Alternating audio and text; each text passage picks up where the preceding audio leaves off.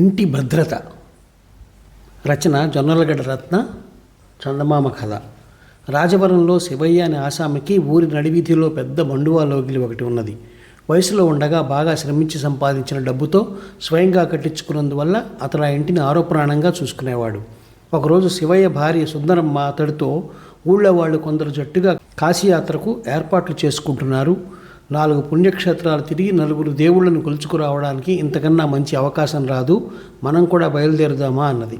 శివయ్య విసుగ్గా, లంకంత ఇంటిని అలా వదిలేసి ఈ యాత్రలేమిటి, కాశీ వెళ్ళి తిరిగి వచ్చేసరికి కనీసం 6 నెలలైనా పడుతుంది, ఈలోగా ఇంటి భద్రత ఎవరు చూసేట్టు అన్నాడు. భర్త ఇలా అనగానే సుందరమ్మ కోపంగా, నీ ప్రాణానికి ఈ ఇంటికి ఏదో లంకె ఉన్నట్టు కనబడుతున్నది. దూరంగా ఉద్యోగాలు చేసుకుంటూ అక్కడే స్థిరపడిపోయిన నీ కొడుకులకు ఈ ఇంటి అవసరం ఎలానూ లేదు. దీన్ని అమ్మిపారేసి మనిద్దరినీ తమ దగ్గరకు వచ్చి ఉండమని వాళ్ళు ఎన్నాళ్ళుగానో చెబుతున్నా నీ తలకెక్కడం లేదు.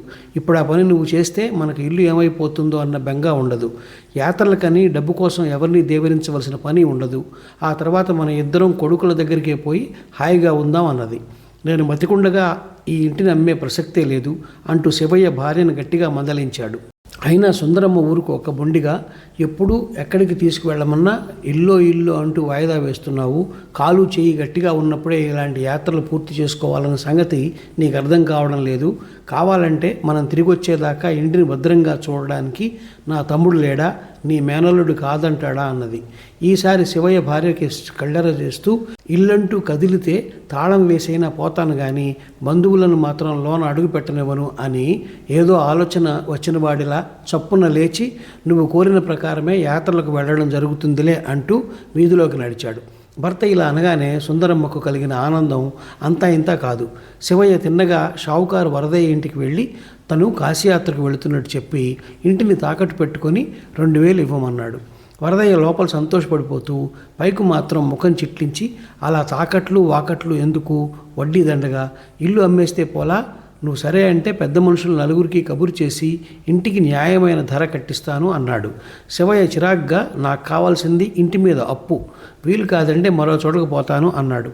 సరే నీ ఇష్టం, కానీ ఒక సంగతి మాత్రం గుర్తుంచుకో, కాశీయాత్ర లాంటి పెద్ద ప్రయత్నం తలపెట్టినప్పుడు అత్యవసరంగా 1000-2000 సరిపోవు, రూపాయి వడ్డీ మాత్రమే పుచ్చుకుంటాను, అంత పెద్ద ఇంటి మీద 5000 ఇమ్మన్నా ఇస్తాను అన్నాడు వరదయ్య.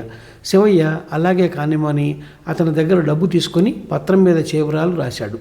అక్కడి నుంచి శివయ్య తన మేనల్లుడు రంగరాయుడు ఇంటికి వెళ్ళి మేనల్లుడిని, ఏరా రాయుడు, ఆ మధ్య నీ చేలో కలిసే పక్క భూమి అమ్మకానికి ఉన్నదని, అది కొనేందుకు షావుకారు వరదయ్య దగ్గర అప్పు చేయబోతున్నానని చెప్పావు, పని సానుకూలమైందా అని అడిగాడు.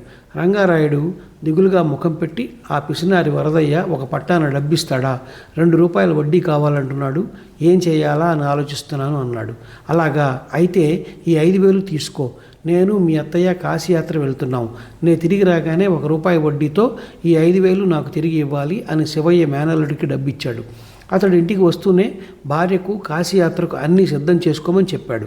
ఆమె భర్త ముఖం కేసి అనుమానంగా చూస్తూ, యాత్రకు అవసరమైన డబ్బు ఎక్కడి నుంచి తెచ్చావు, ఇంటిని ఎవరికి అప్పచెబుతున్నావు అని అడిగింది.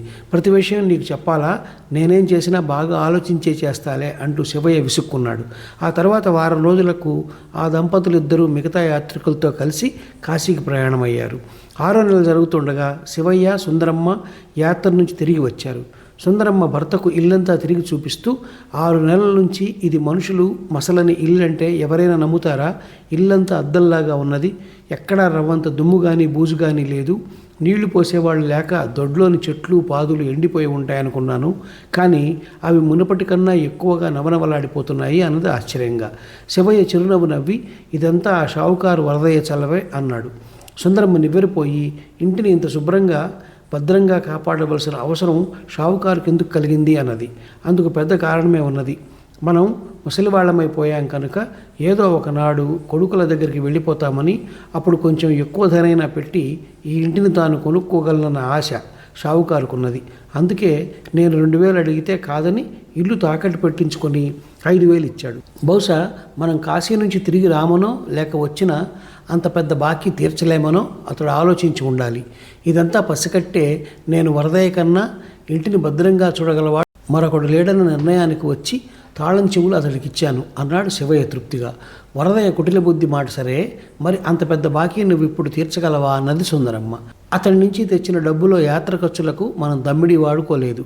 మన కష్టార్జితంలో నుంచి దాచుకున్న సొమ్మే ఈ యాత్రకు కొంత ఖర్చు పెట్టాం. ఆ 5,000 డబ్బు అవసరంలో ఉన్న నా మేనల్లుడికి ఇచ్చాను. రేపు వెళ్ళి వాడి నుంచి ఆ డబ్బు తీసుకొని షావుకారుకిచ్చి ఇంటి తాకట్టు విడిపిస్తాను అన్నాడు శివయ్య గర్వంగా. కేవలం ఇంటి భద్రత కోసం ఇంత పెద్ద నాటకం ఆడిన భర్త తెలివితేటలు చూసి సుందరమ్మ అబ్బురపడిపోయింది. ఈ కథ నచ్చినట్లయితే షేర్, లైక్, సబ్స్క్రైబ్ చేసి పక్కనున్న గంట ఐకాన్ని కొట్టండి.